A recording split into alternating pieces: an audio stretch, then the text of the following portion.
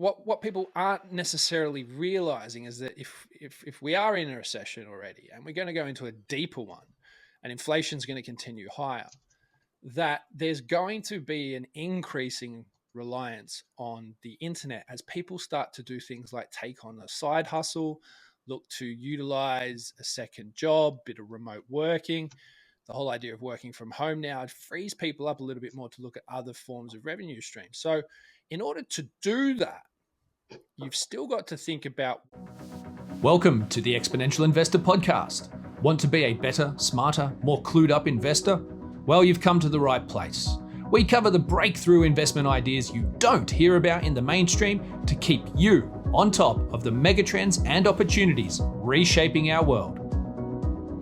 Hello, I am Shae Russell, your host of Exponential Investor podcast today, and joining me is Sam Volkering, who has managed to figure out how the internet works, much unlike last week. Sam, how are you today? I know, right? It's like, I'm good, but it's funny, every time the internet drops out at my house, Haley, my wife, comes in, she's like, the internet's dropped out. And I'm like, I know. And she's like, are you going to explode right now? And I was like, yeah, probably. So the tech guy and the internet drops out, and then just everything around me just fails to function. But I don't know. I've got that many nodes in my house. It's ridiculous. I've got a mesh network, and I've got like 9 nodes, and these things are temperamental at best. I tell you what. I remember the good old days, like I'm talking 20 years ago, maybe longer, when you could like Ethernet cable an entire house, and that seemed like really futuristic. And now today, most houses are not even Ethernet cabled. Everyone's using nodes and mesh networks. And why don't we just go back to good old analog cables? Anyway, we promised we wouldn't get derailed today, Shae, and look what I've done. I've derailed us already. Oh, look, Sam, this is the problem because you and I, we understand the good old days. We are that old. I would love to talk about the time that my ex-husband wired our entire house for Cat 5e, which unless you are an electrician, you do not understand the value in Cat 5e because we've got Wi-Fi now. But he honestly thought he was future-proofing the house, making sure we all had an internet port in every room at every point where it would be conceivable that you would be accessing a device, but he didn't do it through the floor right next to the lounge. And yet today's conversation is going to be very easily derailed. I can feel it happening automatically. Well, think about it. It may be derailed, but I'm bringing it back in line with where we're going because I like if you're building a new house, and so to follow up on that, the house next door to me, behind this very wall, there is an entire house getting demolished, razed to the ground. I mean, granted, it was pretty much dilapidated and falling apart, and it'd been sitting uninhabited for apparently like 20 years. It was like a inherited property that people just sat on, which in itself is a disgrace. But anyway, it's been sold, it's getting razed, and a new house is being built on it. I'm going to ask the bloke, I'm going to go, are you going to Ethernet cable your house? Because I bet you he doesn't. And I bet you most new builds in the UK don't do that. So I agree. I live in a leafy green suburb of Melbourne, which is actually quite rare. I live in somewhere called the Leafy East, and there's advantages to it and disadvantages to it. One of them is the price of rent. The advantage to it is that, we have what's called a heat canopy and things don't get as hot during hot periods. But I will guarantee you in a suburb that is currently going from a low density housing area to a medium density housing area, nobody's doing Ethernet points. Nobody is. I bet you they're all running fiber to the premise. So all the internet companies are doing like gigabits, be like, oh, we gigabit this, and then when you actually go into the houses and they've got a wireless modem, but the houses are too big for a single router to actually cover, and so you got mesh networks, and then every time you extend the mesh network, the speed drops off. It's like we've got to a point where we're adding these future technologies and then stopping it. And it's kind of like, well, the point is so that, you can have access everywhere. But anyway, it's one of those things. I think if I had an Ethernet port in every part of the house here, I'm going to stop you there. Sam, you and I have history. Now, we do have a planned conversation we get to, and that is on the UK's crippling inflation coming its way. But you and I have history. So I had my second child when Sam came on board. And back in those days, I actually thought Sam came on board to replace me. But it turns out you don't put a Bitcoin or a crypto expert on to replace a mining expert. I didn't know that at the time. It was 2012. Give me a break. But we are talking about something quite important, because how we future-proofed our houses in 2012 are things with nodes and mesh networks, which I'll be honest, even those concepts elude me, but it's the same point of being able to plug a device in anywhere you go. The question I'm going to put forward, which is a slight derailing of where we're getting to, is, are houses relying on easy access versus the best access going forward? Yeah, so I think this is endemic of the entire construction industry, particularly here in the UK, and probably there in Australia. Which again, Oh, it's our almost houses are 10 years very, since I've lived in Australia, so I don't have my finger on the construction industry there as much as I do here. I do. But um, it's about, so the problem with construction companies is that the process to build a house doesn't take a week; it takes months to build a house. And the problem that they face is that in an inflationary environment, their costs continue to rise. But Yep. they typically sell these properties well in advance of actually constructing them. So the problem that they have is that they go and sign off on these. And to be fair, they're on pretty thin margins as it is, believe it or not, because there's so much Yep. competition in the space. Then all of a sudden, the cost of all their materials and labor starts to increase and skyrocket, and they're not making any money. So they're actually losing money, and then they just effectively go under. And then you've got all these construction projects that are underway, people that are expecting to have a house, and a construction company that can't build them anymore because they can't afford to operate. So this is the problem that happens every time there's a period of inflation, every time there's an increase in rates, every time that we see a recession, is you typically see the construction industry contract, a lot of consolidation, and a lot of people get left out in the lurch. And the thing is that it only gets worse because every time we come out of these cycles, the construction industry goes, all right, well, we need to cut costs somewhere. And so they all of a sudden the houses that they're building aren't at the same quality that they used to be either.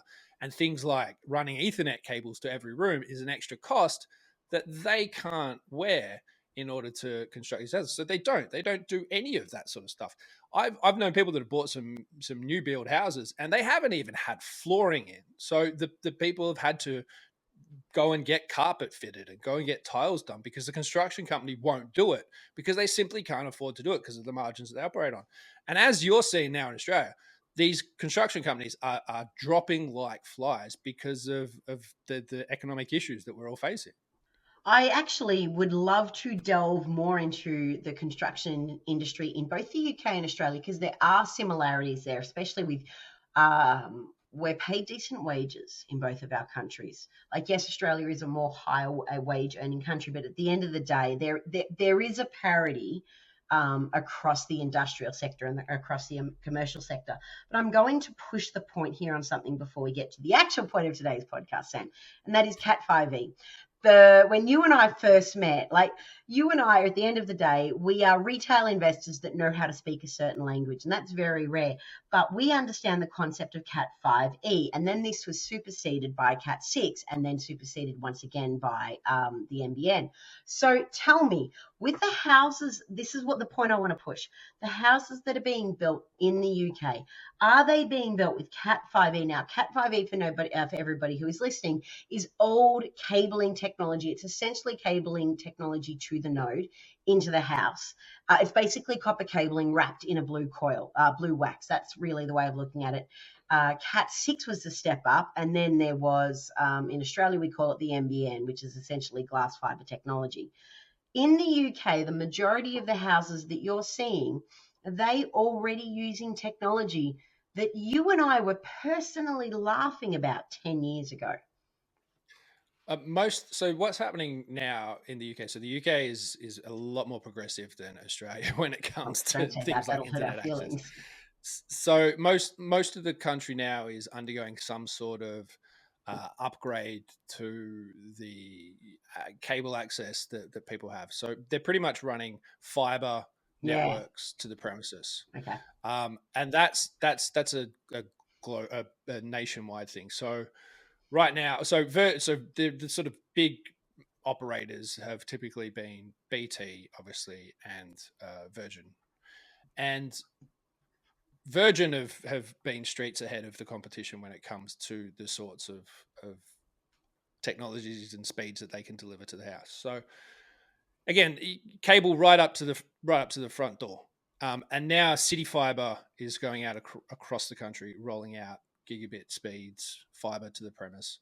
But that's sort of by and by. That they're huge infrastructure projects that have got a lot of money put behind them. And to be fair, they work and they're good, right? So I've got Virgin Media running into my house, and their cabling allows for gigabit speeds. Ooh. Now, most houses are never going to need gigabit speeds. Not now, not in 10 years' time, and probably not even in 20 years' time. But it's there, and it's accessible. The problem is that you can run this technology to a house, but then that's kind of where it ends.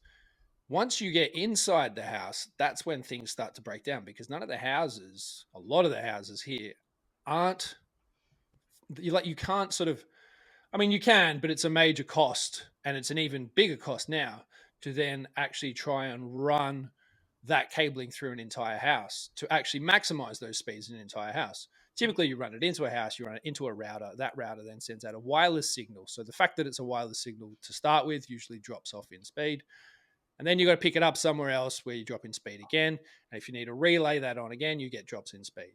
There are some tricky ways around it with some other technologies, but effectively, for people to maximize these sorts of speeds, they need to upgrade their hardware constantly. And so the interesting thing is that you've got all this infrastructure going down, but when you think about the sorts of opportunities that lie when it comes to this, it's not necessarily the companies that deliver the technology or the internet or the speeds or whatever to the house. So it's not like your BTs or Virgin Medias or City Fibers or anything like that, or Vodafones or whatever. It's the hardware companies that continuously sell products to people to try and get that connectivity around the house. So to give you an example, all my nodes are Linksys. Linksys Velop mesh network. And I reckon I've probably spent in the vicinity of about 1,500 quid on routers and nodes to get the entire house connected. So I'm probably a unique case in that aspect. But these are the sorts, if you want to buy a very decent router to get speeds around your house with the latest Wi-Fi 6 technology, then you're going to need to spend at least a couple of hundred quid on a router. If you get a new phone, all of a sudden, for it to function to its full potential, you need to start to pick up things like Wi-Fi 6, and then it'll be Wi-Fi 7, and it'll be Wi-Fi 8, and it'll be future-proof down the track like that. So when you're thinking about all this sort of stuff, connectivity and cabling and the big companies that deliver that out, you break it down into then how the end user actually does it. And you start to think about companies that are involved in that space. So, TP-Link and Linksys and even Amazon have their own routers, Google, all these sorts of companies that have to sell you the hardware. That's where, and a lot of these sorts of companies, I think a lot of people miss that when we talk about technologies and all that sort of thing, one of the really good opportunities are the companies that sell the hardware, the peripherals, the accessories, everything that you need to function in an online world, from keyboards and mice and headphones and microphones and cameras and semiconductors and RAM and storage. There are loads of companies out there that develop this stuff. And I think they're the companies that people should really be looking at, regardless of inflation, because as inflation goes up, these companies that already make pretty good margins on a lot of these products tend to make more margins on these products. So while construction companies might be failing and running on razor thin margins, there's a whole other sector of the. I kind of derailed myself there for a bit, but I ended up talking about technology, peripheral, and hardware companies. But I Sam, think that's where we should be looking I'm going to bring in an you environment back like to this. exactly where I want to talk about, and I actually think it's a mutual concept. So we're talking about, like, the whole point of today's concept is I did want to tackle this absurd idea of, I wish I could remember the analyst's name to give them credit, but they're forecasting inflation in the UK to hit nearly 18% next year. And this was an article written in the Yeah, Financial Times. that was us, right? But it'll be more Right. than that. Do you not know my name? Do you not know my name? Yeah. Any well, Sam, I'm not quite sure what your surname is, but any end user, any person who is buying groceries and paying their bills and paying their mortgage and paying pump prices understand that whatever the official figure is, there's a mismatch to what they're actually experiencing. You and I have had this conversation at length, but what you've raised is a slightly different point, and it's not recession proof. And I think this is too easy for marketing departments to latch onto the idea of recession proof when it comes to investing, because it sounds great. But what you're actually talking about is life proof. And you're talking about thinking ahead of the construction cycle. Now, there are names differing for what we're talking about. In Australia, we call it fibre optic, and that's basically shifting from copper cabling to glass cabling, which delivers faster speeds to your home. And you're talking about a mismatch, a mix-up, I should say, of hardware, because it's hard to retrofit copper cabling to a house once it's been built. So there's 2 points to this conversation. First, it is like, how do you recession-proof your investments? And that is, let's talk about how that information gets to your house and the hardware used to your house, but also to, from a longevity point of view, like, how often do you build a house in your life? I've Most people never build a house. Exactly. So I've been a buyer and seller, but I'm yet to be a builder. But when you do build a house, you build it for a 20 to 25 year life cycle. So the inflation investment angle, when you first move in, that you're referring to, is the hardware cycle. That's where you move into from an investment point of view. And then there is what you put in your walls to go forward. So let's go through with the investment case of this. We can't beat inflation. There is no, you don't beat this. This is not a game. You're not going to win. But what are the investable angles against an 18% theorized inflation cycle that's coming that will likely be transitory at 18%? But what are the long-term benefits that somebody could do in their home to offset that over the years ahead? Well, so you got to think about it two ways. The idea of beating recession, you'd think it's impossible, but you can manage inflation with the right kind of investments. When it comes to trying to figure out, so I'm of the view, right, that if you want to sort of, if you can't beat it, so you may as well join it, right? you want to have investments in the companies that are going to benefit from higher prices, because look, at the end of the day, you've got to think about the social aspect of how the world works, and the best way to think about it is to think about your own existence and the people around you. And you can start to get a bit of a clue about, the behaviors of consumers. Once you get a sort of handle on consumer behavior, then you can start to think a little bit more about the companies and the opportunities that exist from within that. Because people don't stop using the internet in a recession. If anything, in modern times, people will rely more on connectivity than they have in the past. So if you look back to the previous really big recessionary periods, we weren't, like, if you go back to 2008, for instance, that was really the sort of early stages of the app economy. And we didn't really utilize the internet in the way that we do now, 14 years later. If you go back before that, the internet was barely a thing. So what people aren't necessarily realizing is that if we are in a recession already and we're going to go into a deeper one and inflation is going to continue higher, that there's going to be an increasing reliance on the internet as people start to do things like take on a side hustle, look to utilize a second job, bit of remote working. The whole idea of working from home now, it frees people up a little bit more to look at other forms of revenue streams. So in order to do that, you've still got to think about what people need to put that into play and to action that. And as I keep coming back to this idea that there will be an increased reliance on purchasing of things like peripherals and hardware for computers and connectivity to make sure that that you can facilitate extra work or extra hours or whatever it might be for remote working. That's the kind of behavior that I think we're going to start to see more of. And it's the companies that provide the ability for people to utilize the world that we live in, the technologies that we have. They'll be the ones that profit because they become the kinds of purchases and expenditures that people have to make. They're no longer, they've sort of a lot of these things have shifted from being wants to needs. And in a recessionary period, if you can figure out what consumer needs are as opposed to consumer wants, and then the companies that can provide those needs, that's where I think the real opportunities lie. All right, Sam, we have reached the under the bus portion of today's podcast. One of my absolute rules when it comes to investing is you are a consumer first and an investor second. It's a fair point. Yeah, as a retail investor, it is a great point. Unless you work on Wall Street, then it's a completely different point. Then you're trading for somebody else, and that's the difference. Even then, they're still consumers. They're still consumers. So let's talk. Everyone's a consumer. Exactly. Which is why my point is, amazing. Let's talk about this and how I'm, the beacon of all knowledge. But you've really hit the nail on the head here with the increasing reliance on the internet and the side hustle.